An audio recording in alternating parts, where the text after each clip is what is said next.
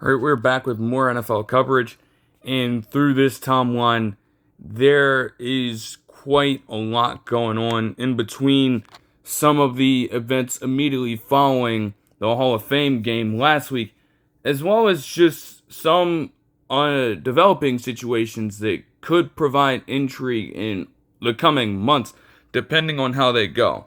And in getting around to that one, it's obviously going to take more looking through.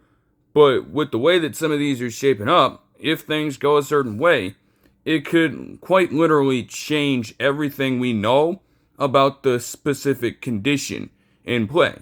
But before all of that, obviously, the Hall of Fame game was last week, so we're right in football season. And of course, the Haynes King versus Carson Beck / Kedon Slovis quarterback duel was something to witness, with Haynes King winning the game in the final seconds after a masterclass of a drive, which started out with him obviously scampering for a ton of yards down the field, which he is mostly known for coming out of Georgia Tech and his overall collegiate career, then proceeded to do it again, putting his body on the line and crossing the pylon to give the Panthers the win in what was quietly a really great game to kick off the entire year before other preseason games are going to go on tonight. Somewhere in the middle of all this, though, Haynes King, just a short time after the game itself, it would be mentioned by Adam Schefter and other sources that he was dealing with a hamstring injury and he's set to now miss some time. It's very interesting when you think about it. Now, Haynes King was a guy coming in who wasn't really projected to take over the starting position for the Panthers, at least this season. At the very least, if he were to continue playing and put in solid reps at that position, there could be an argument for him to overtake the likes of Kenny Pickett as the backup quarterback in that system. And you saw it. Like Kenny Pickett in that game, he was taking what the defense gave him, but at the same time, your potential as an offense is going to be limited when he's your quarterback. And putting Haynes King in changed the tempo of the game for them. So it made for a really intriguing situation to, at the very least, have him available and ready to go. Maybe he'd be suiting up for the next couple of games in the preseason, and who knows? With that amount of film and footage to work with, they could have made an interesting decision as to who would hold the clipboard for Bryce Young on the sidelines this season, entering it. And the conversation for at least that game, he'd have to carry it over. It was looking like a pretty good argument for just a second there. Obviously, he can't help this injury, and you hope that he can recover from it quickly. The amount of time is unspecified to this point, per all the reports. It doesn't appear to be season-ending, and I hope that it wouldn't be, because honestly, in his spot, anything is possible. We've seen some quarterbacks who have been drafted late and maybe undrafted in some cases step in throughout the course of a given year before, and it just happened last year for the Colts, for example. After losing Daniel Jones for the season, after having in Phillip Rivers for a couple games, even in what was a lost game, they decided to call up Riley Leonard. So who's to say that Haynes King might not get the same opportunity at some point, depending on how the Panthers play out their schedule? These are just all things you have to think about. And now you can't really put him in your plans at all. You have to move with the times, and you have to move with the urgency it's going to take for this Panthers team to make themselves another relevant force this upcoming season. Moving on from that, though, talking about another quarterback situation here, we have the Lions placing Teddy Bridgewater on the reserve retired list. Per Adam Schefter and other sources, as a lot of these are going to be. And Teddy Bridgewater, would announce his retirement from the NFL shortly thereafter. This has honestly been a long trying year for Teddy Bridgewater. One of the main reasons he had to come back to the NFL was simply due to the fact that he had been facing this action and this litigation from the Florida government and the high school association there, specifically in regards to him allegedly at the time violating guidelines by paying out of his own pocket to fund resources like trips to the campsite for these high school football players, as well as food, as well as, other means like equipment for them to put on, shoes for them to have, things of that nature, all kinds of expenditures. He was taking money out of his own pocket to invest in these players, which honestly, from the public opinion, didn't seem like a bad thing at all. They just felt like this was improper practice for Miami Northwestern, the high school of which he was head coach at, for a good amount of time now. He'd grown up there. This was a neighborhood that was clearly rough from his estimation, and he wanted to take care of them. Ultimately, you have this long-standing debate on how viable this is and the amount to which you should be able to spend on your own players, to the point where, at the very least, they're taken care of, not to the point where you are funding a team that is, competing at a far greater and far higher level in terms of the talent they're picking up and in terms of, the amount they're contributing on the football field compared to their peers. From an ethical perspective, we get to a case where Florida passes a couple of Senate bills, including one that would allow for a bit of an allowance, we'll call it, of around $1,500 or so per week. If I'm not mistaken, the ruling was that a coach in that state could pay for their players' resources. This bill was passed and then taken through the necessary steps, through the House, through the Senate, and it went into law. It was enforced earlier this year, allowing coaches like Bridgewater in that area and in that state, within that jurisdiction, to pay out of their own pockets for the means of keeping their players honest, whether it be, providing them with the resources on the field or making sure that their safety, first and foremost, above all else, is intact before they step foot on a football field. So you have that going on, and in the entire process, you have Teddy Bridgewater with a lot of time on his hands. Yes, he's there in, his presence with the football team, but he's a backup at this point. So he's got a lot of time to think about what his future endeavors might be. And, something inside of him pushed him to make the decision earlier this week that he was going to call it a career. In many instances, when you have players retire, you don't have an idea of what they're going to do next. Yet with Bridgewater, there's a clear streamline here. I'm sure that he's going to go back to coaching his football team. Because, again, he was let go of his position and then had to battle with the association and the program itself for the right to do what he was apparently doing and violating the terms of these, documents for. So he's going to go back to that role now. I would believe so.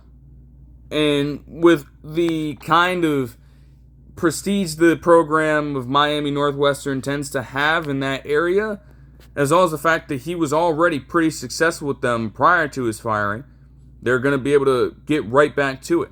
The system's probably going to change a little bit. He'll have them right back on track to succeed. and keep pace with a lot of the other schools in that area, as well as in the state at large. And above all else, you have a person willing to put his own job on the line for the benefit of his players.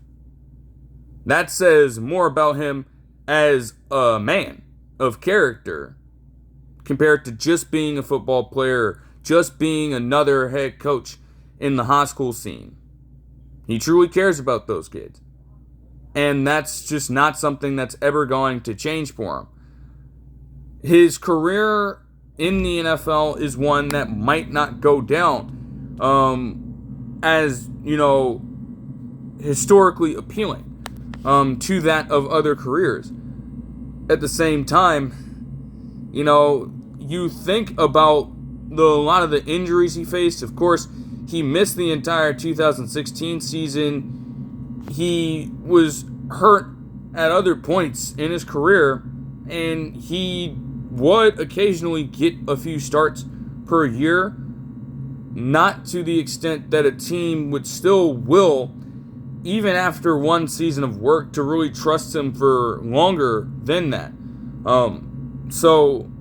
It's just one of those careers where, despite him not being regarded as the best quarterback, or despite him, being regarded as more of a secondary option at that position, he was still able to, for all this time, carve out an 11-year career where he won more than he lost. And that is honestly a lot better than you can say for even some of the better quarterbacks all time. He went 33-32 in his career, and he'll finish his playing days with 15,182 yards, 75 passing touchdowns, and 47 interceptions on his career. He also had 11 rushing touchdowns, along with 848 yards throughout his career. So, all in all, while his impact might not necessarily be made on the football field in the NFL, it's going to carry over and turn into something even greater once he fully invests his time in the high school scene. Of course, he is entitled to do whatever he chooses after his playing days are done, but I think it's going to be a seamless transition for him to switch full-time and have the utmost focus on building up this program and asserting them as one of the best in Florida. That's going to hold a lot more value than what he was able to do in the league. And that above all else is what is important and can't get lost in this entire equation. Now, from the NFL standpoint, if you're the Lions here, that's a backup quarterback that you did lose. He did not have to appear for the Lions a whole lot, really. I mean, he did play in 4 games, but, wasn't credited with any starts.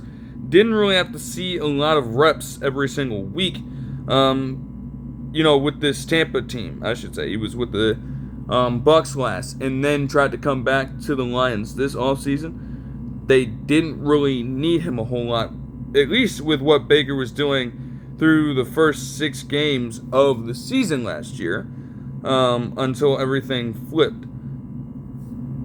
But now, whether, you take that at face value or not, the Lions were probably contemplating having him on their sidelines again. Otherwise, they wouldn't have picked him up in free agency. Now that you lose him, what exactly would they respond with? They decided to then sign Josh Dobbs to a 1-year, $1.4 million contract extension per Adam Schefter. Seeing as Josh Dobbs has been around the horn really over the past few years. He is a player who, at the very least, provides them with some form of stability at the backup quarterback position in case Jared Goff was to ever get banged up to a point where he could not appear in a game or a string of games. His numbers are never really going to blow you away as a watcher of the game, at the same time, there have been moments in his career where he can, as long as he does a better job of protecting the ball, really lead a team to rally around him and ultimately win you a few games every now and then. Overall in his career, his 3-12 record is not going to jump off the page at you. But for that stretch in Minnesota, for 5 games or so, he was a very solid quarterback. And that's all you're really asking for. You know, it could be a bit of a microwave effect. He may be very streaky as a quarterback. That is true about Josh Dobbs. You know, he is prone to make some terrible mistakes. That is par for the course at a position like this, especially if you are not the first team guy. You know, that's what most backup quarterbacks deal with. Still, I mean, there were real chances, you know, and real statements people were making about Josh Dobbs in this Vikings tenure before they decided to move on from him during the year. So there's something to be made of that. And you're not asking him to be Superman out there, especially with the way this offense is structured. At the very least, if Goff goes down, you have a player who can process the field properly, who can make the right decisions more often than not, and who does offer you with a bit of mobility, even in his age 32 season, as he'll become on January 26th. He's obviously a guy who just gets an opportunity to sit back and maybe learn a little bit more from Jared Goff. You know, just because he is in the driver's seat at the quarterback position doesn't mean that you can't learn from anywhere. And holding the clipboard for Goff should be very interesting for the Lions in this year. Moving on from that, though, Luther Burden III suffered a groin injury and is set to miss the preseason per Adam Schefter, although that report later stated that he is expected to still make the Week 1 roster and be ready for that game. So that's good news. It would have really been interesting to see Luther Burden III play in the preseason, though, I'm not going to lie. He got some reps with it last year, being a rookie and all.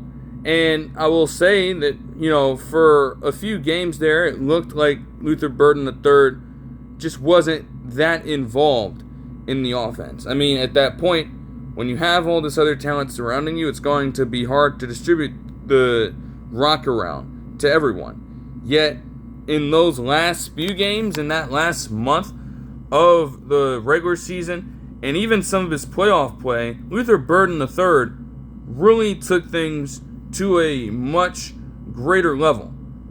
He would finish his rookie season with 652 yards, but again, looking at, you know, the game-by-game output for him, it really didn't come until, you could say, pretty much against the Packers in that legendary comeback. Well, not against the Packers. Yeah. Wait, am I Yeah, I might be tripping. But yeah, no. Few game sample size here. 4 straight games, including one against the Packers, where he accounted for multiple receptions. He had a 138-yard game against the 49ers mixed into this. So again, really starting to establish himself as more of a dynamic in this offense towards the tail end of the year compared to his first few games. And, you know, that's all a part of the process.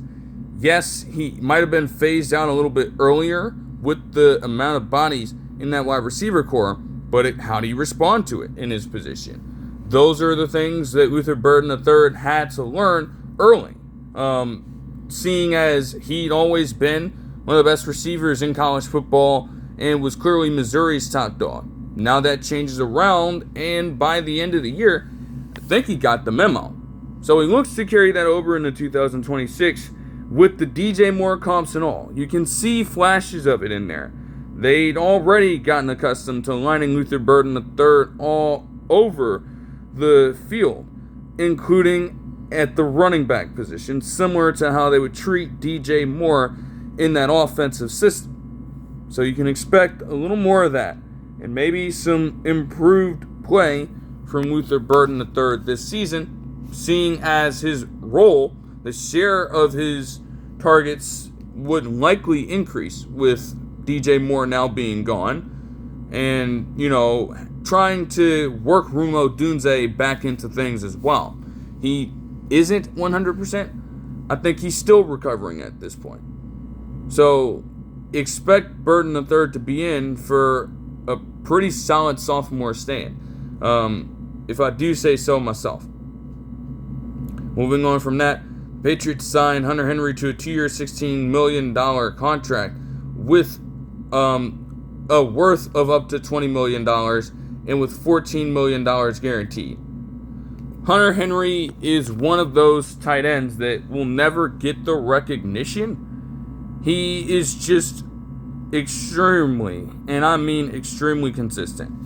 He's gotten up to 47 touchdowns since he first entered the league in 2016. And really, all of these years just show you how reliable of a target that he truly is.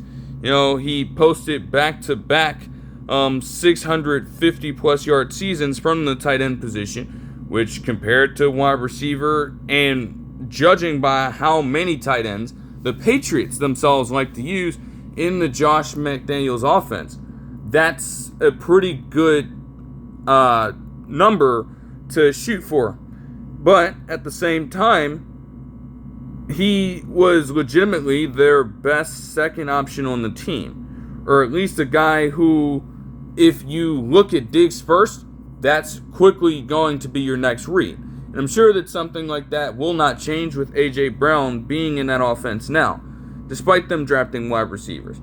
Because, that connection with Drake May has been built up so quickly, it's going to be hard to, make that quick switch at such an early point of time in the year. It'll be interesting to see how that ends up going for sure. But Hunter Henry has more than earned his money since being in the NFL. And so, having him on this deal after setting a career high in both, in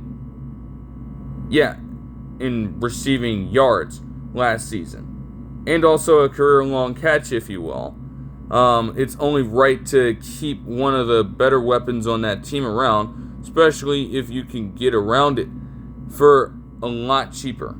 I'm not going to act like Hunter Henry's market was extremely high, but you have to be willing to put some money on the table here in order to make a deal like this happen.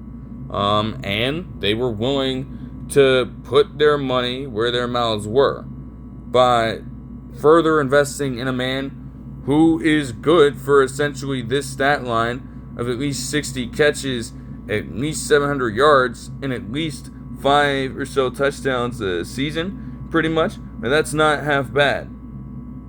It's not half bad at all. So you gotta give all the credit to him there, for sure.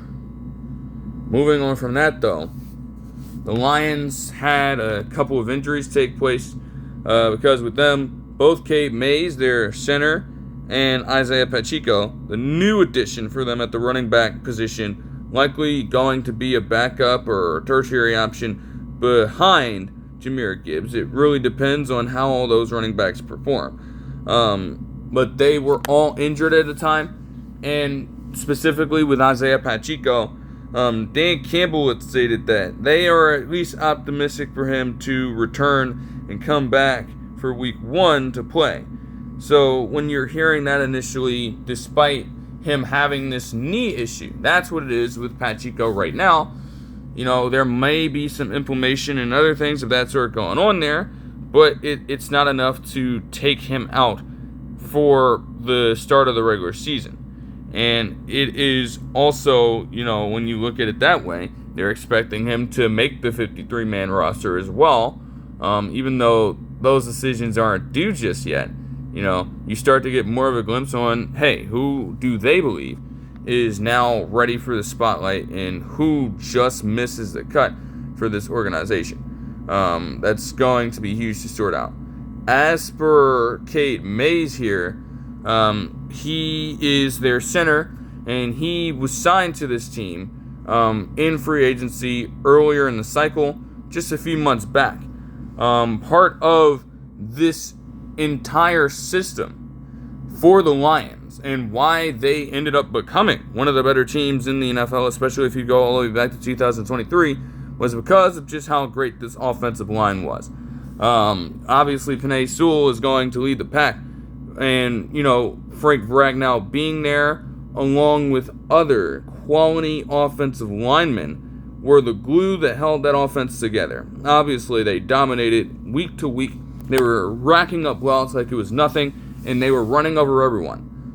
When you slowly start to lose those guys, and as I had alluded to when talking about the Jahmyr Gibbs contract, the idea of having these teams see what Jahmyr Gibbs is capable of and respect his game enough to where they're putting 8 or so bodies inside the box. They're having someone contain the outside on these rushing plays. It just limited what the Lions could do. They kept on shooting themselves in the foot because the run wasn't able to set up the pass. You figured that there would be a drop-off in production from those sets with Ben Johnson not being there to execute the plays a bit better or draw them out a little bit better. But to, lose out that drastically was just extreme. And so you want to make sure that you do it right. You obviously have your highest paid guys there, but you want to keep everyone else intact for the long haul too. And you're obviously going to regret it a little bit if you don't make the decision to invest in those guys right then and right there. Cade Mays, by proxy, is a guy who's going to directly be working with Jahmyr Gibbs, especially when, those cuts sometimes bounce off and he would then have to pick up the ball, move straight ahead, and try to get through the defense that way. They're going to make him earn his yards. Yes, there will be moments where he gets his and breaks loose, but they want to limit as many of those rushing explosives as possible. And it was something that they occasionally got. The impact of all of them under the Dan Campbell system and the offensive coordinator who took over for Ben Johnson this season, it did not translate. It didn't. They need to correct that, because the last thing they would want is to have all these extensions taking place and knowing you could have done something to make this even better, you just completely, lose all of these opportunities here with the injuries taking place. So that's unfortunate. They're expecting that Cade Mays is going to be out for a longer period of time. Just hurts even worse when you take all of what I just said into account. Now you can't establish that, and runs up the gut are going to be grueling for this offense. But that interior is going to have to find a way to pick up the slack, just as much as you'll need Jahmyr Gibbs to recognize the pattern of what's happening on the floor. So you gotta understand that above, just suggesting that it'll be easy for the Lions to figure it out. No, they need to, constantly grow with what is happening elsewhere. And yes, it matters that both of these players get healthy. Because again, Mays, if he can be productive as a run blocker up the middle, and also to look at Isiah Pacheco as well, all of these are complementary pieces to Yeah, they're complementary pieces meant to really assist Gibbs and shoot him up into being one of the most valuable players in the NFL, point blank period. They're going to be playing off of him. They're going to be, setting up these blocks and setting up these different pass protection and, short throws for him to hit on as a potential receiver out of the backfield. That cannot happen if you aren't strong up front. So, you got to understand where they're coming from with that. Moving on to the Cowboys here. For them, one could say that it has been an unusually quiet last few months for them compared to how other off seasons have gone. Now, of course, they did trade for Rashawn Gary earlier in the entire cycle.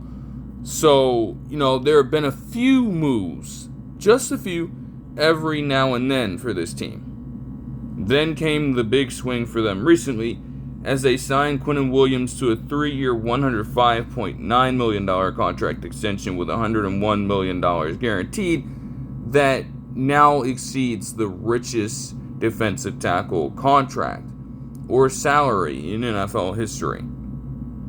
After we just went through this with Jalen Carter. It's crazy, to say the least, yet makes a lot of sense for the Cowboys. Of course, they picked up Quinnen Williams at the trade deadline last year, and they paid a hefty price in order to do so. So you figure that if you're going to make a swing for that player, you want to at least, through this process, see what he does for you in the games after the trade deadline, and then come to a conclusion about whether or not you want him long term. You look back in that trade and you see that there were multiple first round picks involved.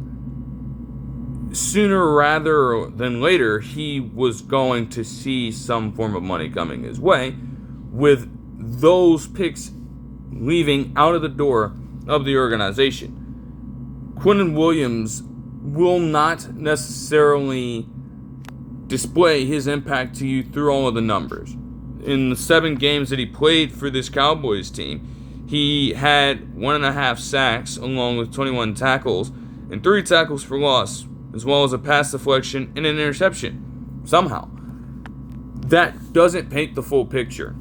He is still one of the best defensive tackles in the league at generating pressure, especially up the middle, where you are screaming in the quarterback's face, obstructing their line of vision, and ultimately you now find yourself in a spot where you're forcing these offenses to work around potentially, having to struggle and move from behind the line of scrimmage, working off schedule, and ultimately leading to more punts and more possessions for a Cowboys offense that is obviously great.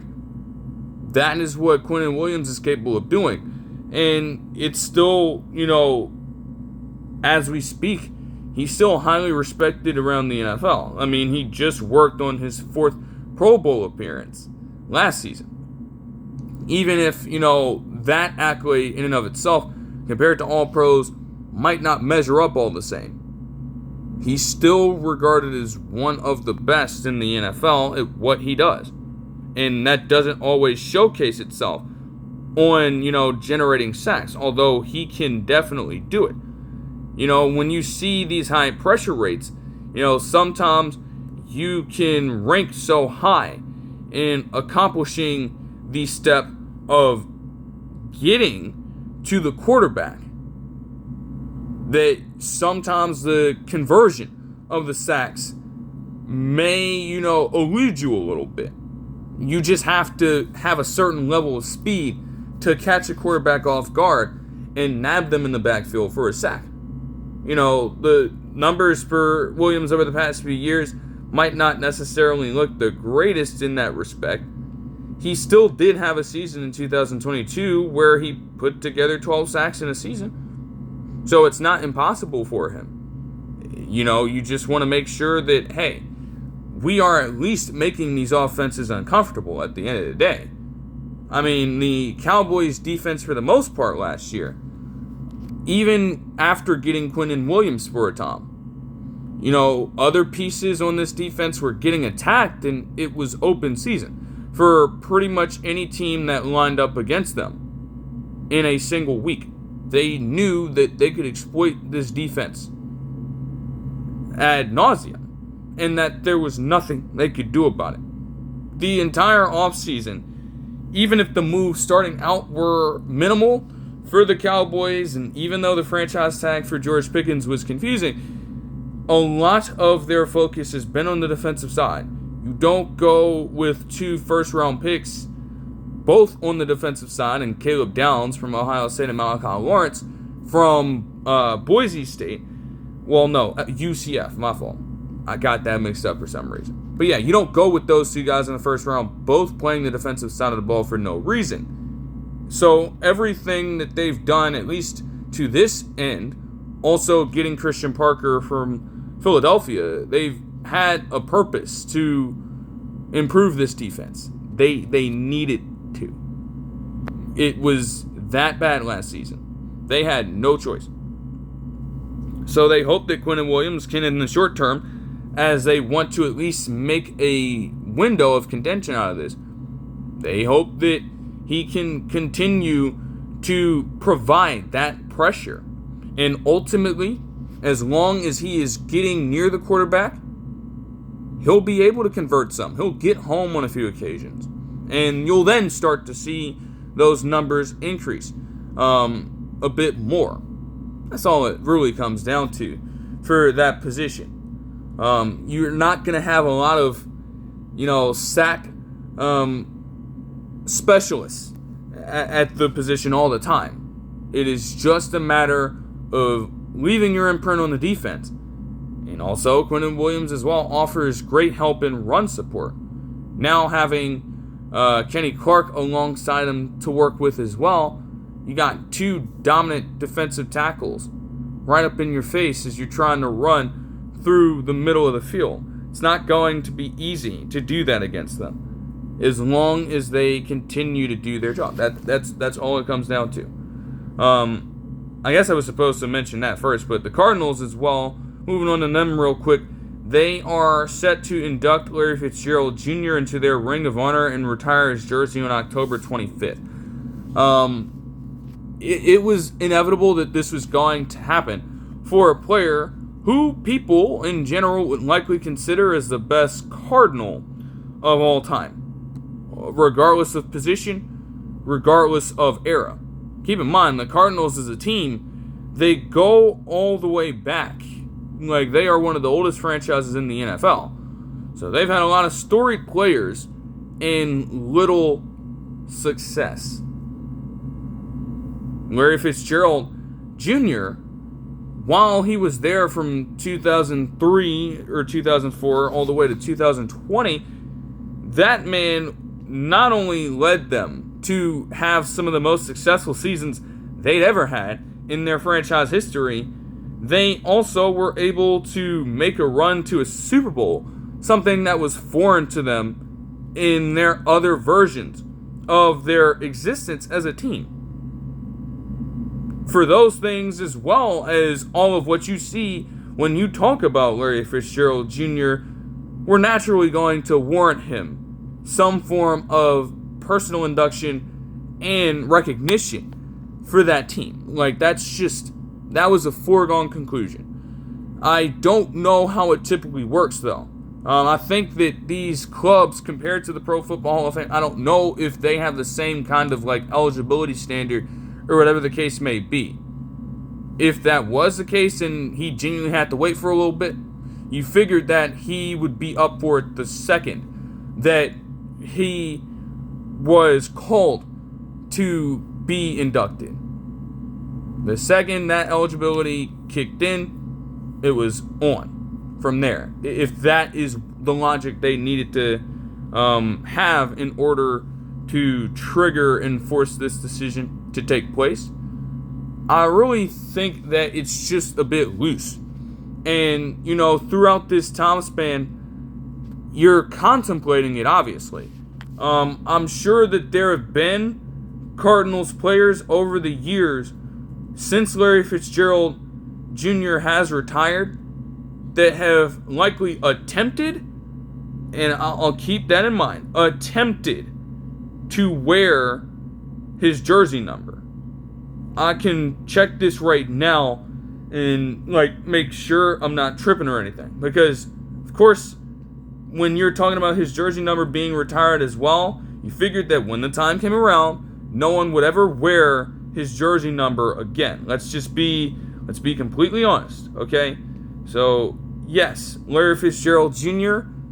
has, at the very least, likely to, his own personal knowledge, it's never been reported that something like that has happened, but you get the sense that people have attempted to put on that jersey number. The Cardinals themselves, to their credit, have not allowed a single player to touch that number since 2020.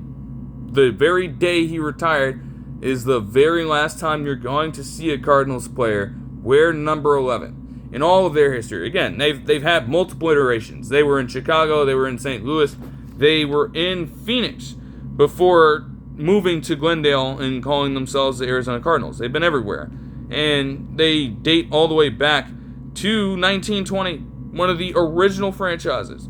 So again, that much time in the NFL, over 105 years, and the little success that you might have had, whatever glory days you think that you might have had throughout this time span, primarily happened and coincided with Larry Fitzgerald Jr.'s arrival to this team and his overall career.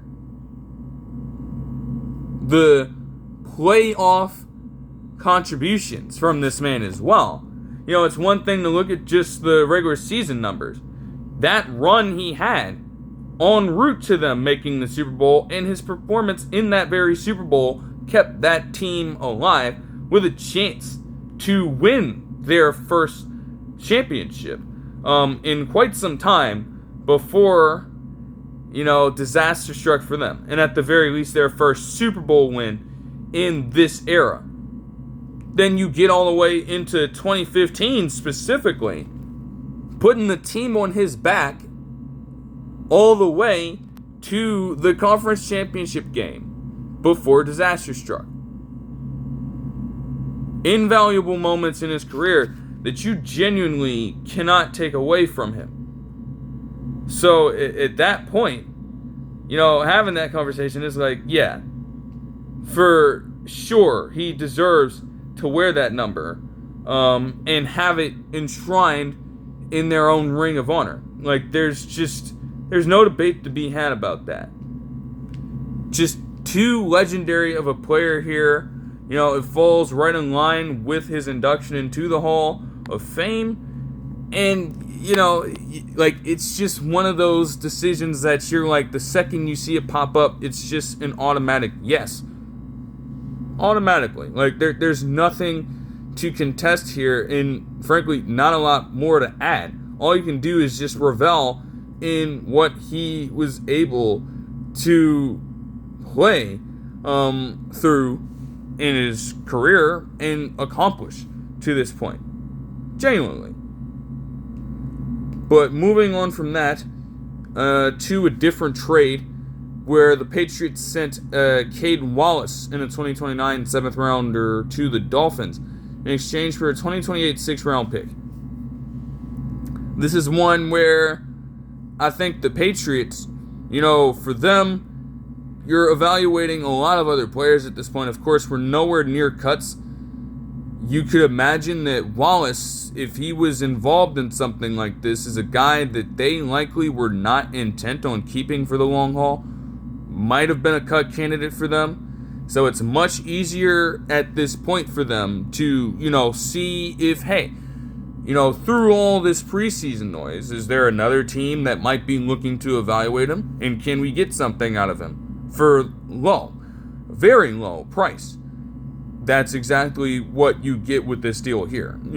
It's not going to hold a lot of value, in theory, a 2028 6th round pick, But, having that come back for a player who was likely going to be cut from your team for nothing, that's pretty decent to say the least.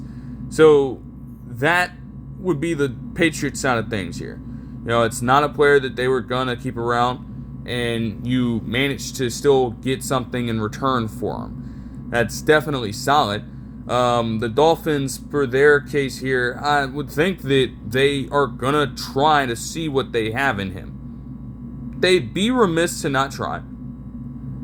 They have some guys on that offensive line who have already been viewed as centerpieces.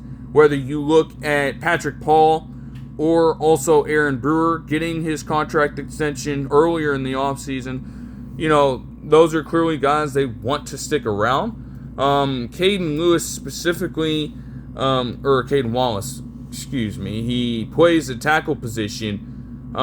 Could it be the right side? Could it be the left side? Not particularly sure. He hasn't appeared in a lot of games to this point. He played in just 4 last year. He played in 6 in 2024. So, you want to see, hey, is he material for a 53-man roster for us, considering that we had to go for relatively cheap as it is. Noticing that these contracts of Tyreek Hill, of Tua Tagovailoa, of James Daniels, all the cut candidates they had throughout the offseason earlier, in just clearing up as much of their books for the future as they could. They are still paying a tremendous debt to all those guys in this current season. And, as much as they would have liked to go out and get other quality players, more established players at these positions, the reality for them is that they can't afford to do so. And so again, to their sentiment, you send away a pick that is likely not going to hold a lot of value for you, maybe by 2028, depending on how good or bad you are, and how your draft board shapes up for those years. It's not going to do a lot for you at this point, and you're better off getting a player who is still trying to prove something, who's still relatively young in his own regard, and a player who fills a bit of a need at that position, at least as a backup. It's worth the shot. It's not filled with a lot of risk here. Again, this is a player who's only played 10 career games, who has not added a lot of value to the roster he's been on. So you get a chance to, mold him into this prospect for at least a little bit of time, immerse him into the lineup. And, the trade just happened, so he's likely getting the physical done. He is likely still getting everything set up as we speak. But there's a chance that by this point, it happened a few days back, maybe they decide to let him play in the preseason. The Dolphins, to make sure, because again, the overall games start tonight. I'm trying to see when the Dolphins play exactly. They play tomorrow against the Commanders. So, roll them out there. You've gotten enough time by that point, in theory, seeing as it will be Friday, to, at the very least, get him suited up and prepared for at least this game. How does he handle this quick turnaround?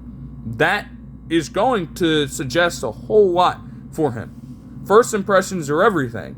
And, having just gotten traded from this team 4 days ago, now with an opportunity to play, if he can make that adjustment like this and truly do amazing out there on the football field tomorrow, then it gives the Dolphins a lot of hope, at least in the short term. It definitely puts him on their radar, at the very least.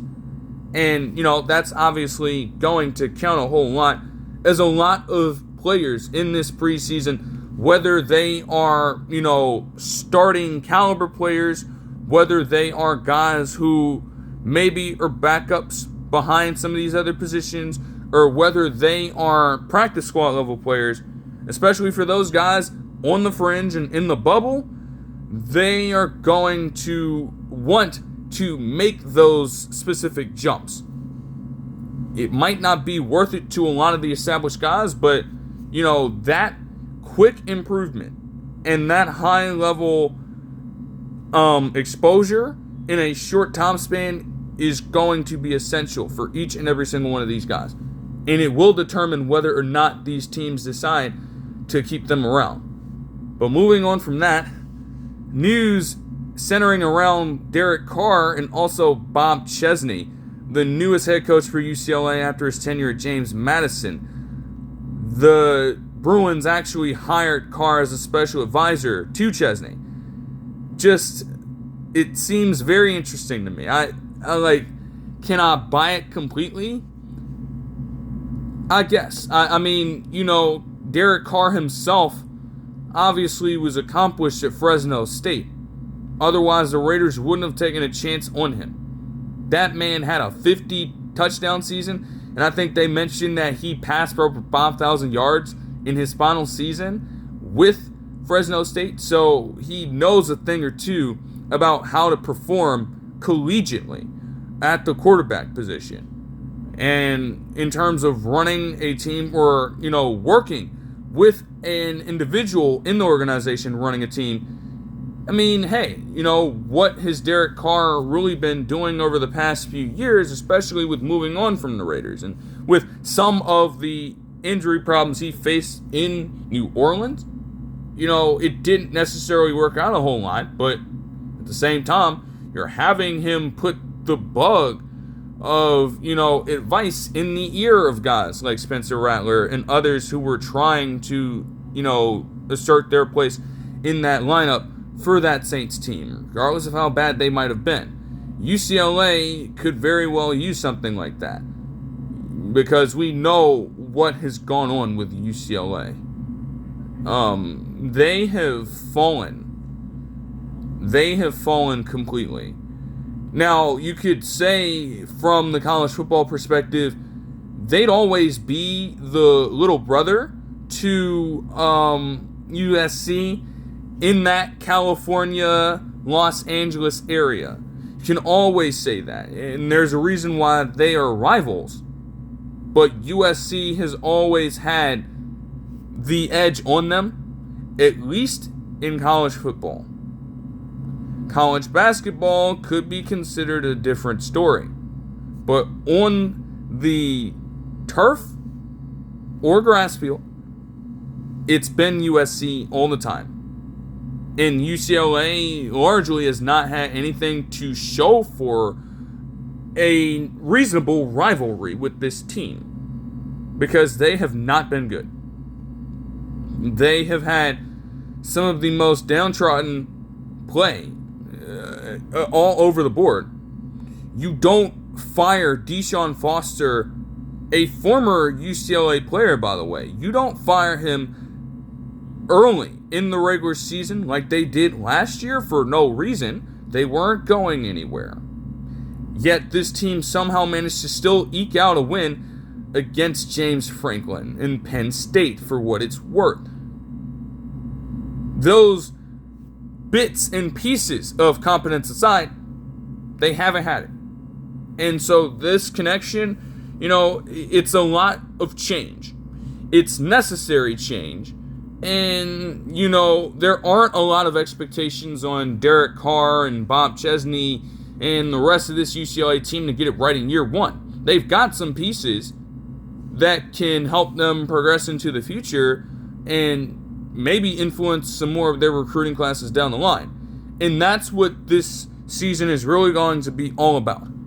Yes, we were terrible last season. Can we at the very least turn it around, show some promise this year, and get other players, other recruits around the country intrigued in us, in what we are trying to build toward for the foreseeable future? That's going to be the goal for this UCLA team. It gives them something to do. And again, some beacon of light to look at and stare down towards. Because they just haven't had it for years.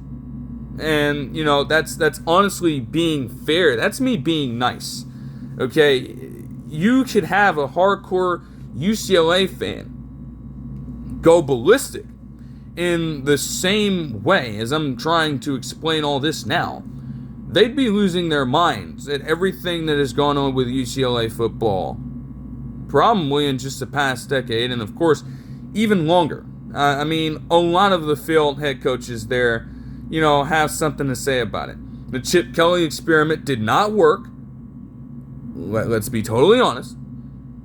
Josh Rosen was alright, but he was nothing to marvel at as a player. Dorian Thompson-Robinson was alright as a player, but was nothing to marvel at. So you've just had this constant cycle of head coach, quarterback play that hasn't made a lot of sense. Your defenses have not been great. And you can't stop a lick on that side of the football. It just creates a dangerous combination that clearly does not match up to any other team, or a lot of other teams, I should say, in the nation. The teams that are relevant in this conversation. Not to dismiss, guys in other conferences like the MAC, like the now defunct and now resuscitated Pac-12, you should say, I guess. Conferences that do fall outside of the Power Four, they're not going to have a lot of the same intrigue, unfortunately. That's how it is scaled in this day. And you could say that UCLA would be superior to them in some cases. Yet still, they've just constantly tanked in, just overall respect. And it's time that they gain it back. It starts with what they put out as product on the football field. Otherwise, nobody's going to be invested in watching this team continue to play if they know what to expect. And that very thing is clearly not up to par. Moving on from that, though, there were, some injuries here and a couple of signings as well. So to go through this wave, really quickly, I would suppose, Jalin Hyatt dealt with an apparent ankle injury. Reporting via Fox Sports and other sources suggested that he was taken out of practice late, or at the end of practice. He had suffered an injury, and they didn't initially know what it was. Then it appeared to be an ankle injury. So, while I haven't seen anything about that to this point, I would hope that it's a very quick turnaround for Jalin Hyatt, in that he is at the very least doing okay to recover from the situation right now. It doesn't sound like it's too severe, so there's a bit of silver lining in that, if you will. You also had a few signings take place, like I said. The Falcons signed Trey Sermon, the former Oklahoma and Ohio State man. He himself had been around the NFL over the past few years and hasn't really been able to find a consistent stop with any team. In these spaces that he's played for, he's been regarded as a third, fourth string running back at times and hasn't seen a lot of action overall. He spent time with Pittsburgh last season and just appeared in games. He didn't put up numbers because they didn't give him the football. He spent a pair of years with the Colts as well, and honestly did a lot more damage there, again, primarily as a third-string player. So this is really just about security for this Falcons team at this point, especially when you look at the fact that they lost Tyler Allgeier to the Cardinals. It obviously is going to allow you to feed Bijan Robinson, the newly paid man, That's obviously the focus at the running back position. As long as Bijan Robinson is healthy and ready to go, it's his backfield. And you have done away effectively with the by committee system that they were trying to run. It was as clear as day that while Allgeier was a solid running back too, the Bijan Robinson effect was completely taking over this team. And you're right, if you're Atlanta, to lean into that. Yes, you're going to need some backup running backs, but you don't need to overcrowd it with talent that would remotely rival that of Bijan Robinson. So, as it's listed right now, their running back core consists of Robinson, Brian Robinson Jr., Tyler Goodson, and Nathan Carter. All guys that are decent compared to Bijan Robinson, but not regarded as great enough to really take away the primary role from him. So you're going to have Trey Sermon in to compete. And you could argue that guys like Tyler Goodson and Nathan Carter should watch out. They could be on the bubble with a move like this, and you'd expect that. It comes with the territory of being a player on the fringe, right?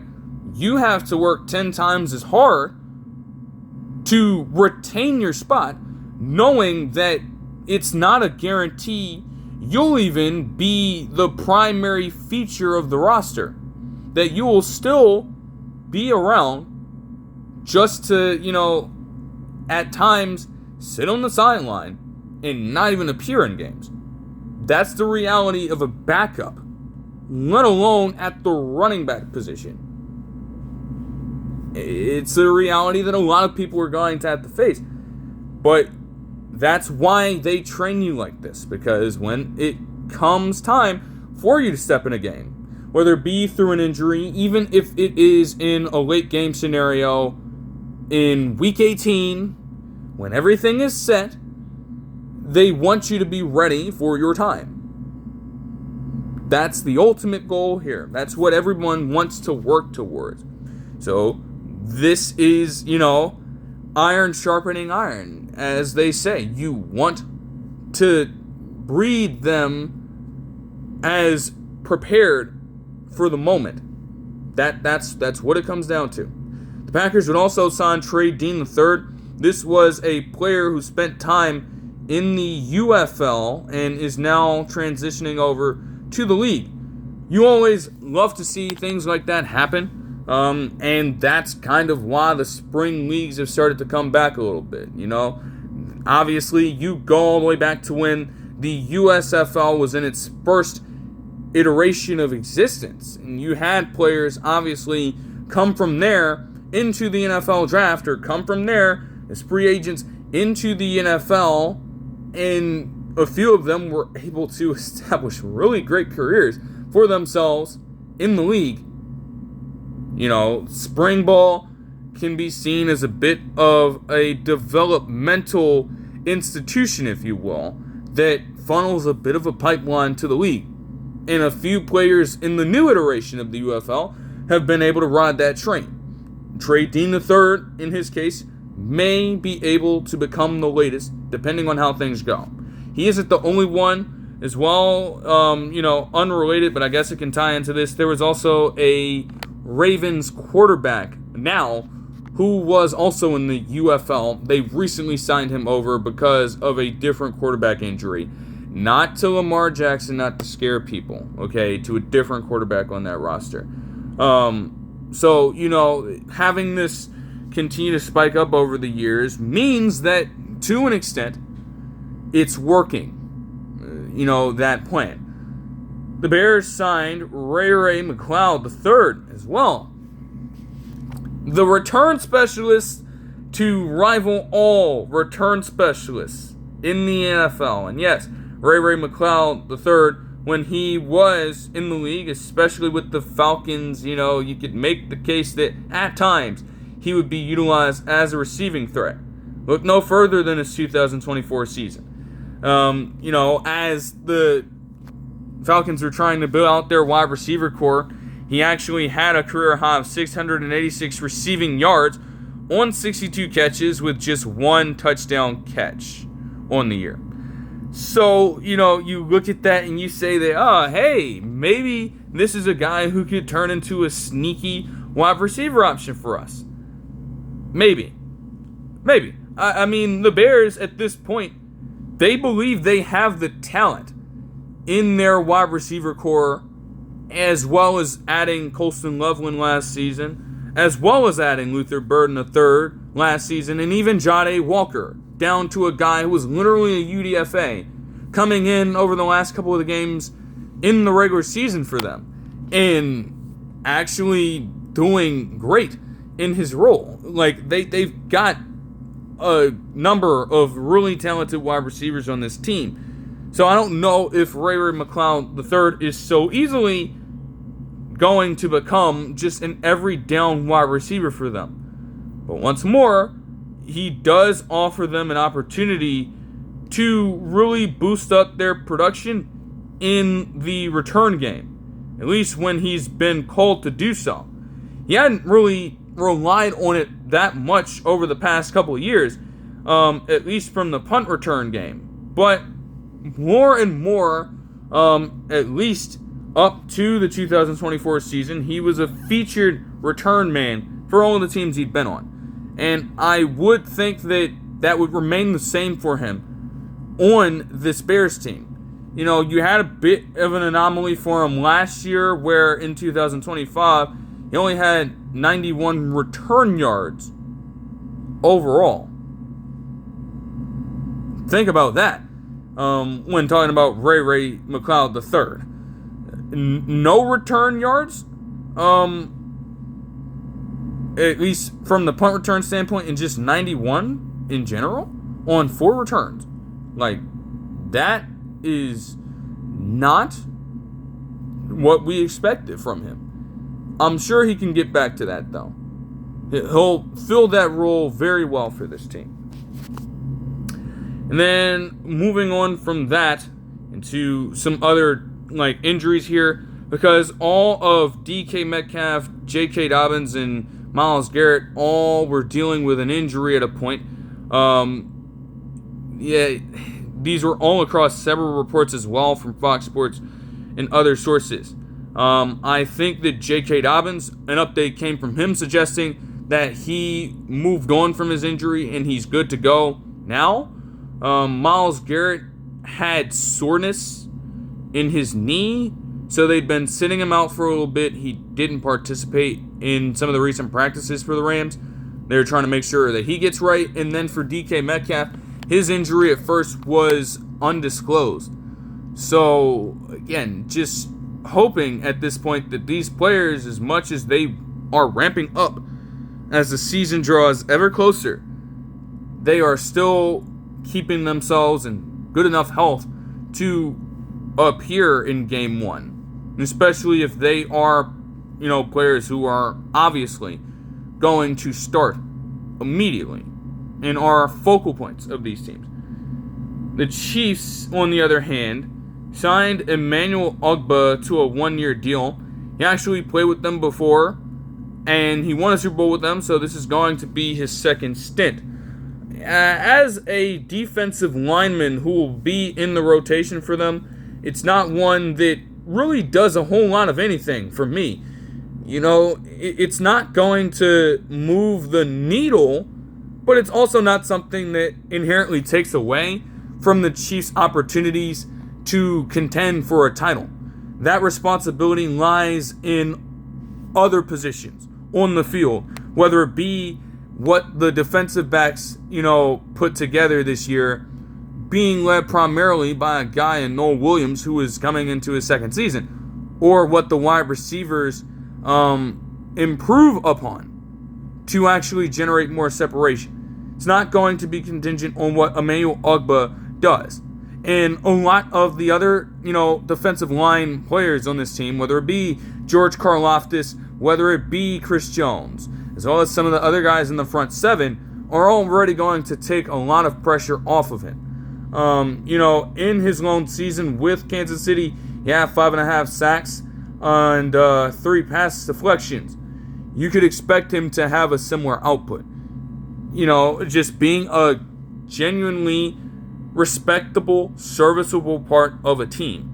He's not expected to come in his age 33 season and automatically turn back the clock into being a guy who is the best defensive player on the field at any point for this Chiefs team. They don't need that from him. They just need, sneakily good quality play from him. That's all. The rest will work itself out amongst what all of those other guys are doing on the field around him. He can, come back, relive that time and still, go out on a week-to-week basis and just, play off of everyone. That's how this will frame out for Ogbah. But it's a solid signing, all things considered. Couple more injury-related topics here before transitioning into a different topic temporarily. Nate Wiggins was apparently dealing with an apparent lower leg injury.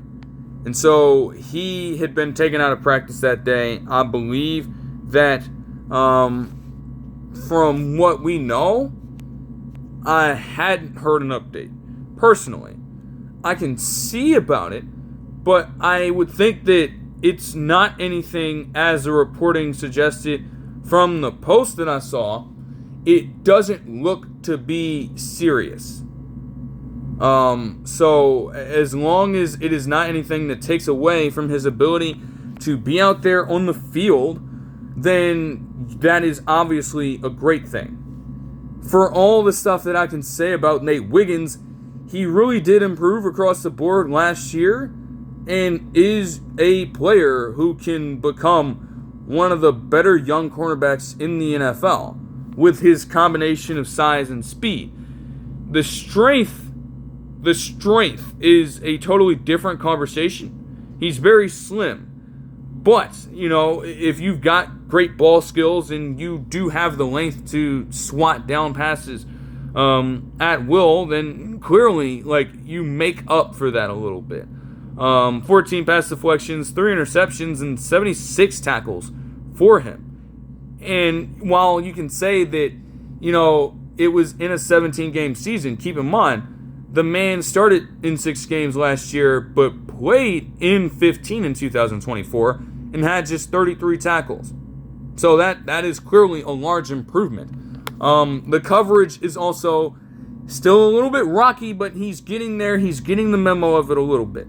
So you obviously want to have Nate Wiggins out there because, like it or not, the way the Ravens shape up, he should be the future of that cornerback room.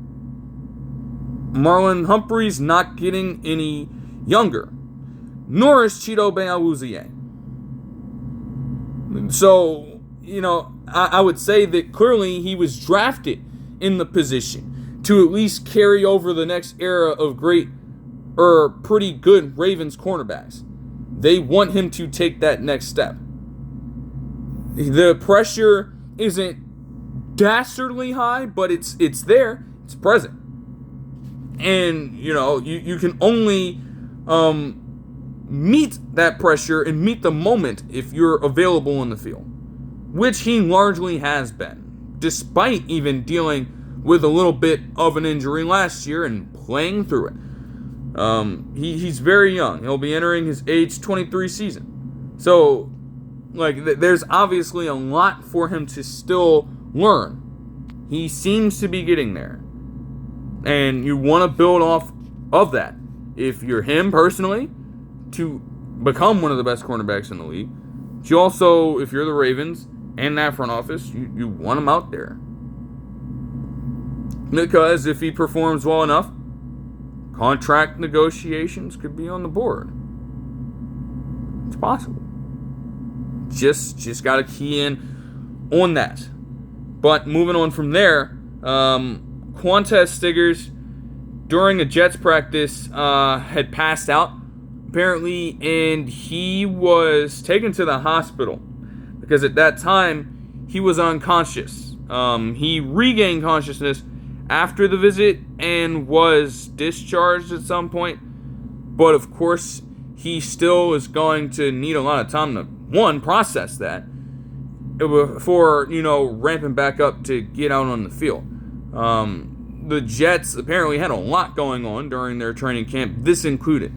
And we have had, discussions about this as well, not just in the NFL, but also in college as well, in high school. There have been multiple noted instances of players, performing through practice in exhaustive heat and, having these fainting spells, even to the point where heat strokes take place and they lose their lives.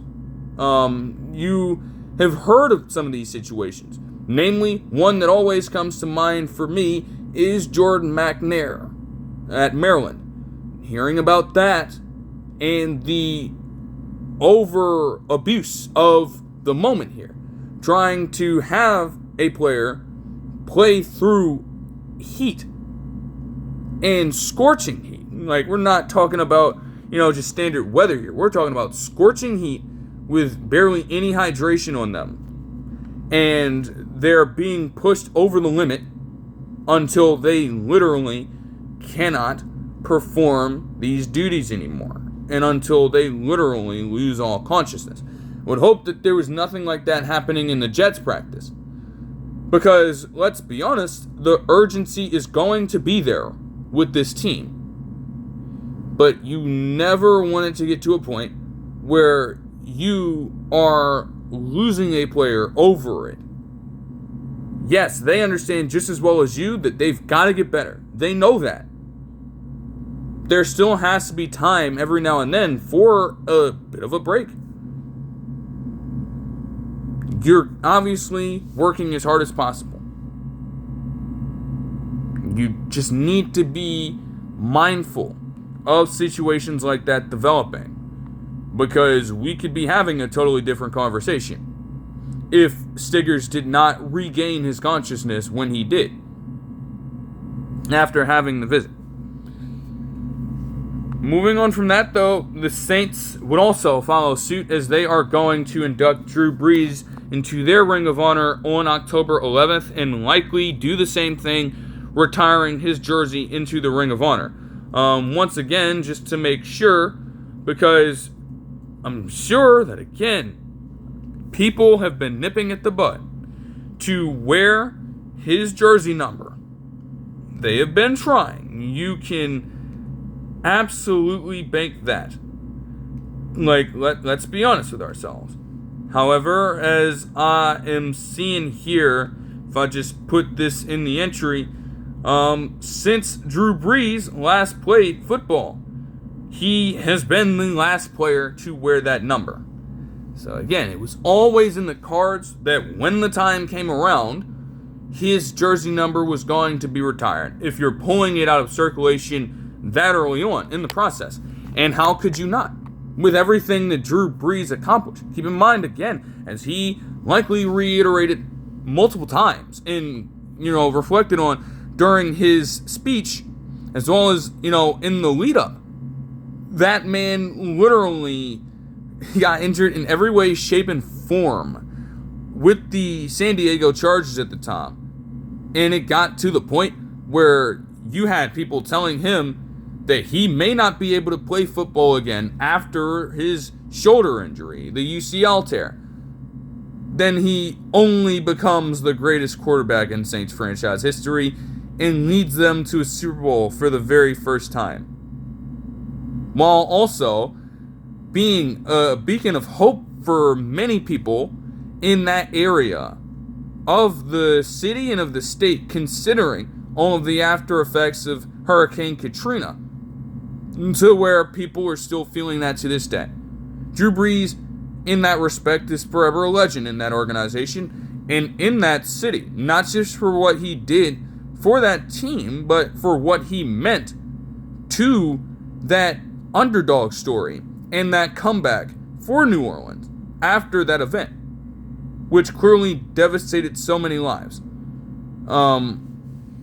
And obviously was rife with a lot of, social justice conversations, and obviously, housing as well, the racial aspect of the coverage in the media. Obviously, a lot of frenzy going on, a lot of it warranted, maybe. At the very least, Drew Brees, while he did not get to that level, could at the very least, own a little bit of real estate in the hearts and minds of the very people who, although times were rough at that point, they could look and see the Saints playing, and they could say to themselves that, their days, their weeks, their months, moving along with all of that, could feel a little bit better when they were in town and when they were playing, representing more than just themselves on the football field. Moving on from that, there was a bit of an update because it was crazy. So you had the initial update from Adam Schefter stating that Coby Bryant's injury would keep him out for 8 to 10 weeks. But then recently on Friday, per Courtney Cronin and other sources, Coby Bryant got surgery and is now set to miss 4 to 6 months. They are hoping that they can get him back for the playoffs. The reporting states, let's be honest, if it goes a full 6 months, that's February. It is not a guarantee that the Bears would be in the Super Bowl by that time. That's what everyone wants to shoot for, but there's no guarantee. You could say that for right now, at least for the regular season, Coby Bryant is out. And it would take an accelerated process in order for him to, speed up the timeline. I'm not sure how likely that is. It's unfortunate. I mean, you lose all these safeties and then you attempt to re-up with Coby Bryant primed to really become a true starter for this Bears team and maybe become a great safety for this roster. Again, with everything that he'd done in Seattle, this was with him really being a starting free safety, if you will, for this team. And even then, by the time, the full effects of last season kicked in, he was getting moved around constantly. Because while he was initially the starter and while he did start every game, it was so stacked. You were using multiple safeties. You were using Julian Love. You were using Nick Amon-Wari in the box. You were using Tyakata. You had a lot of different bodies to work with at the safety position. And yet he was still able to earn his spot. There's a chance that he could do even more for this Bears team without having that much pressure in reality and little competition. The only other notable safety that they have picked up in this offseason was Dylan Thieneman, which is a great pick by them. But they got him in the draft, and outside of that, they're not really solidified at the safety spot. So those two will likely be holding it down on the back end, and that could give Bryant a lot of free range to really ball out. It was looking great for him. And the contract he got from the team, I think it was like 3 years, $40 million, if I'm not mistaken. Like, it was genuinely one that seemed fair considering what Coby Bryant just did. Yet he can't, in his first year, really play it out in the way that he would have hoped. And it's just, it's unfortunate to have him deal with an injury like that. Because again, even with all that going on in Seattle, outside of 2023 where he missed 8 games, he was very durable, playing in at least 15 games per season through 3 of his first 4. And played in all 15 last year that he appeared in the regular season. So, this is a guy who never has really dealt with a major injury like that.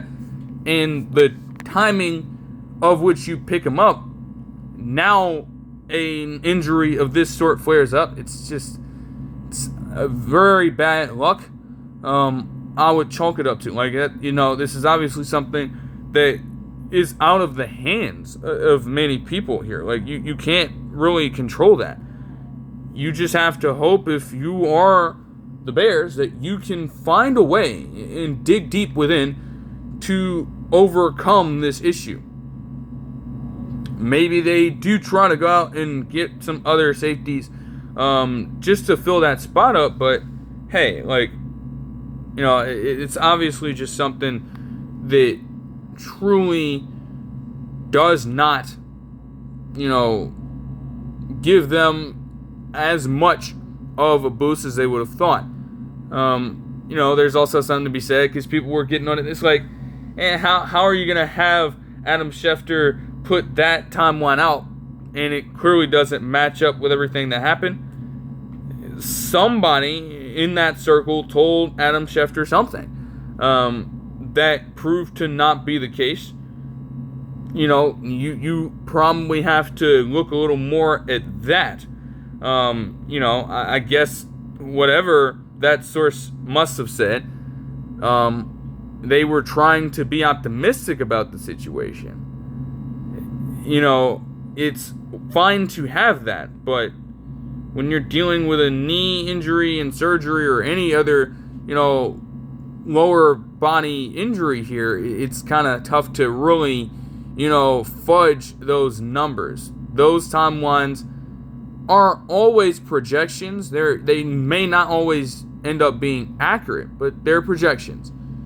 And you want to get as close to that as possible. So, to go from 8 to 10 months or 8 to 10 weeks to 4 to 6 months, we are far off from the intended timeline here. Puka Nacua was also taken out of practice late with a groin injury, so I'm not sure what's going on with that from Rams training camp. Again, these are players who are obviously going to be great pieces for this offense and the team at large. So you want to make sure that Nacua is okay. Genuinely. He has been a guy, coming from the 5th round of the draft into being considered by some the top receiver in the NFL, by others at the very least a top 2, top 3 wide receiver in the NFL as of this moment. And he's obviously showcased that on the field. Off the field stuff might be a little bit of a different story right now, and even that could be something to key in for. But, while his health is still in good shape, you want to keep him, as clean as possible out there. So having spells like that are obviously something to watch out for. The 49ers signed Zamir White as well, just to have an extra body in there. Again, it's not really going to do much for you. You just need reinforcements with the amount of running back injuries going on. Even they mentioned that Christian McCaffrey was slightly dealing with something. And we know that Christian McCaffrey has obviously been a great addition to this team when healthy. So I don't know why this is a recurring theme for this 49ers team. I just don't. Zamir White is coming from the Raiders as well. Again, that team, that rushing attack was weak. They were ineffective. They were unproductive at large, aside from a few games of Ashton Genty. And, you can argue that Zamir White, being one of the featured backs, is obviously going to be a problem. That offensive line was also not intact. At the very least, the 49ers have one who can make guys like Zamir White or Khalil Herbert, who they also recently signed, look good. But only time will tell. We got to see how they play. And maybe, again, with the 49ers having a preseason game this week, we can get a glimpse of that. I just don't know if Zamir White will appear in it, seeing as this pickup was a bit more recent. Maybe Khalil Herbert will. Maybe. The Panthers signed Darren Waller to a 1-year deal. And honestly, there's not much time needed to spend on this, because honestly, when Darren Waller is at his healthiest, he's really good. Obviously. The Panthers, though, they have themselves an interesting tight end position and a lot of bodies to sort out there. Looking at the tight end room specifically, they drafted Mitchell Evans last year, who was really solid. They had Tommy Tremble already, who honestly I thought was going to be out when they drafted Mitchell Evans, and he's still a very solid player for them. You have Jatavion Sanders there for them, who honestly might have been an option, only he got hurt. He ended up getting hurt and was not able to really play a whole lot last season. And then also in the Hall of Fame game, you saw Ian Mitchell in their roster. Yeah, you have all those tight ends at that position. There are 4 on the roster now, and you're adding a 5th. So it just brings up a lot of questions. Like, what do they truly intend to do with that unit overall? Are they looking to unload one, maybe 2 of them, like Ian Mitchell, or are they trying to, propose a trade to another team to pick up a different player at a different position? Would they be willing to even cut ties with any of them at this point, regardless of what happens in the preseason? That's really the question that, has to be asked. There's too much going on. And they already signed Darren Waller to a 1-year deal with it. So likely he's going to be there. You don't just pick him up, give him an instant contract just to, tell him to piss off in the preseason. Like, he will at least be there for the season, if he's producing well enough. Waller at this point obviously is, on the other side of 30, so it's likely that, by this point, he is going to probably bow out sooner rather than later, and he's already contemplated retirement before. It wouldn't be too shocking, but he's entering his age 34 season. So at the very least, this is a guy you're keeping around for a very short period of time. And I just don't know how, even if he has diminished a lot since that season with the Raiders in 2020, and, he'll still stick around at the very least. Maybe he can mentor up some of these young guys as they continue to, build out their overall resume with this team. But I don't see them moving on from him, so it's like it's got to be somebody. There's going to be an odd man left out. I would think there's almost got to be. Unless they, shortchange a different position and leave themselves out to dry with them while overloading on tight ends. You have Macmillan, you have Coker, and in theory you have Leggett. You likely could have had Chris Brazel II if he would have been healthy. So, now that he's on injured reserve, there are some spots that are free, don't get me wrong. In a different world, there is likely no shot of this signing even happening in the first place. And with it now taking place, it leaves the Panthers in a weird spot with their tight end room. That's the truth of the situation. Moving on from that, though, the Steelers also signed Elandon Roberts to a 1-year deal. He was there before in 2023 and 2024, so this will also be his second stint with the team. Again, at this point, he's going to remain as a serviceable player. And in this time, the Steelers have seen a lot of their, linebacker, edge rushing style players really step up, namely Peyton Wilson. So, to suggest that Elandon Roberts won't be a factor in this team is a bit far-fetched. At the same time, they've got players who are rising right now, and they'll likely get that time share over Roberts. He'll still come in. He'll still be able to pick up, timely stops every now and then, I would think. That's just the caliber of player he is at this point. He's not going to have to lead the dynamic on this team as a player, though. His leadership was also prevalent throughout that first stint. And with this team trying to contend for a title, it'll be important for them to lean into that a little bit.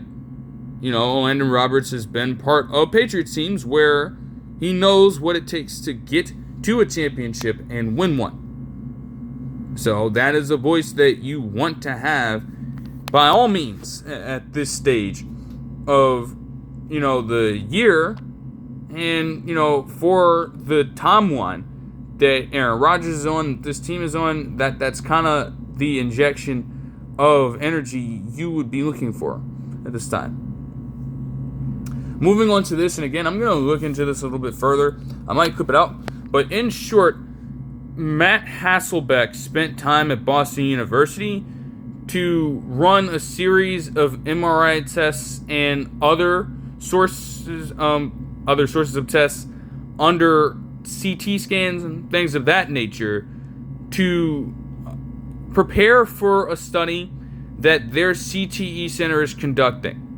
Apparently, the goal for them is to look at athletes who have played in the NFL and are of a certain age, I would suppose, who don't have any symptoms of CTE to, try to scope out, okay, what exactly would we need to look for amongst a patient that doesn't exhibit signs of CTE at the moment, but has faced a number of severe concussions in their playing career, or a repeated number of concussions in their playing career, as is the case with CTE. We know at this point that the only way in which you can find out whether or not a player has CTE or not, or whether you yourself, being a former player, can figure out if you have CTE or not, is when you are dead. It is a posthumous examination. Again, no need to hash over the details. I don't need to get graphic over here. But you can imagine how they would need to do it in order to extract the protein of CTE, or the protein that links to CTE in the brain.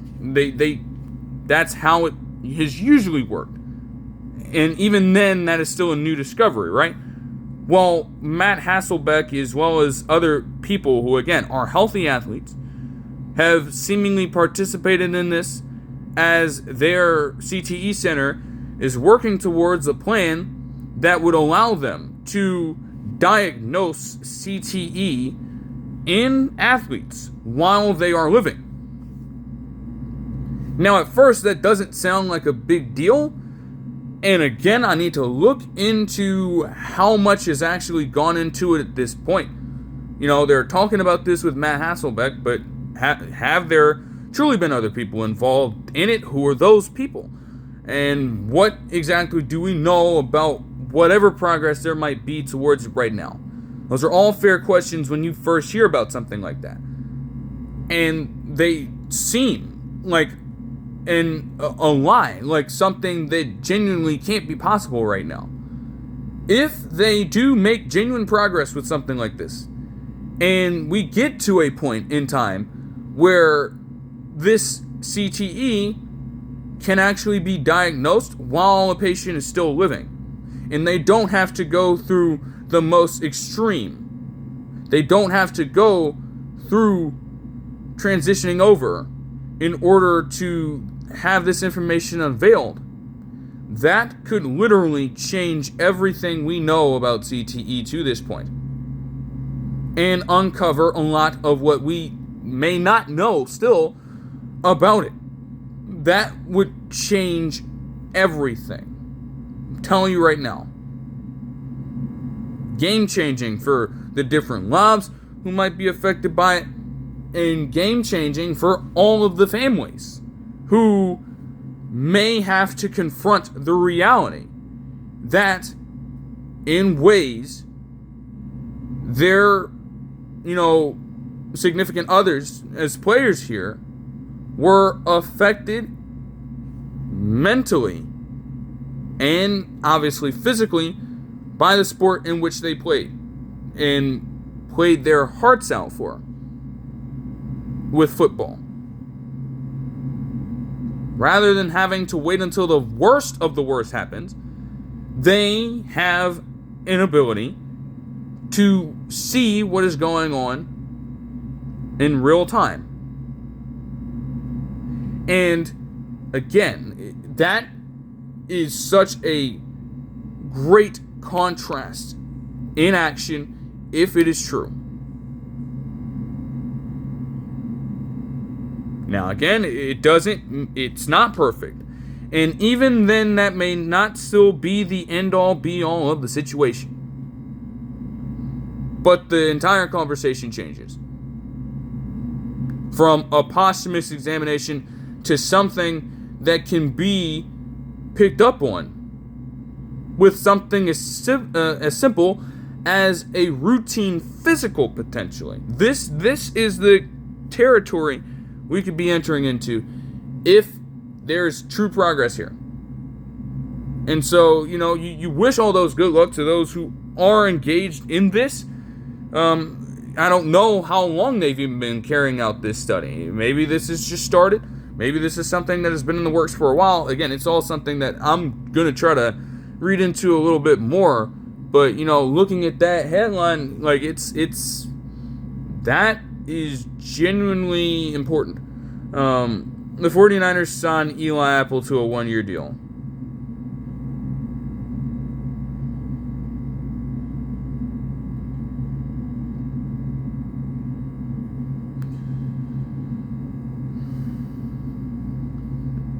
Yeah.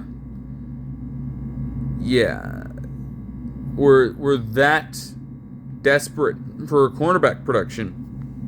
Still dealing with these injuries to these players.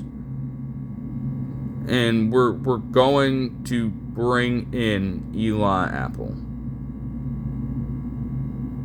Okay. And then for the Panthers to seemingly cap things off, Chuba Hubbard, before I actually started recording this video, had suffered a hamstring injury, and so he is set to, at the very least, miss some time. He's week to week, as the designation states. So it's not season ending. It might not even cost him any games, but it's just something to tune into, depending on how everything works out. Because, mind you did lose Rico Donnell, and so Chuba Hubbard, in theory, would become the number one rushing target for this team. They'd be feeding him the ball probably a little bit more, instead of having this split designation as, a running back by committee. Then again, as Chuba Hubbard might already be established in his role, they mentioned that Jonathan Brooks is back. And yes, Jonathan Brooks is a person who legitimately, and I just need you to understand where the Jonathan Brooks situation comes from here. This man legitimately has not played in the NFL. In his career, okay, he obviously was drafted in 2024 by this team. And from there, he appeared, honestly, to have a lot of promise at that position. He barely got a few snaps across 3 games before losing the rest of that season to injury, and then he lost all of 2025 due to injury. That is their running back room primarily right now. So you obviously have a lot of question marks there. As you want Chuba Hubbard to assert himself, you also want to see what you have in Jonathan Brooks. Neither of those things can happen if you're dealing with this wave of injuries between the both of them. It would just be impossible to do that. Hopefully, he recovers from it rather quickly, because that is something that the Panthers are going to have to determine. And, whoever gets that spot, it's going to lead the rushing attack for this team. So they best figure that out quickly. But that will do it for this one. I hope you guys enjoyed the video, and I will see you guys in the next one. Peace.